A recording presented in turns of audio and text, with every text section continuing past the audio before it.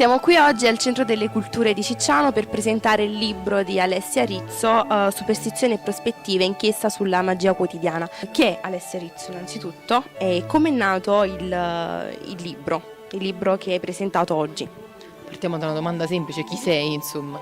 Allora, io sono una giornalista, una laureata in giornalismo culturale, appassionata della propria terra, delle sue tradizioni, che ha svolto un'inchiesta sulla tradizione popolare, domandandosi quanto questa fosse ancora viva e attiva all'interno della mia terra, che è l'Irpinia, la Bassa e Alta Irpinia. E ho fatto un piccolo viaggio che è nato come uno studio ed è finito come un viaggio, come un libro, sì. E invece una domanda che non molti fanno, com'è nata la copertina del libro? Quella è stata un capirsi con il grafico, non posso prendermi i meriti, lo ammetto. Me l'hanno inviata e ho detto sì, è perfetta.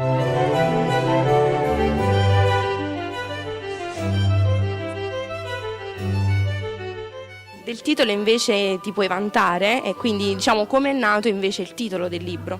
Il titolo è nato con grande fatica perché dovevamo dare un senso, non dico scientifico, ma almeno non magico nel senso romantico del termine, e dovevamo far capire cosa dicevo nel libro.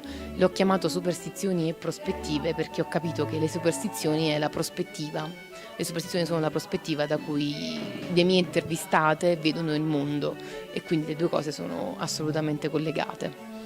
Grazie mille Alessia, quindi prima di salutarci salutiamo invece il pubblico a casa con un saluto agli amici di Street News. Ciao a tutti!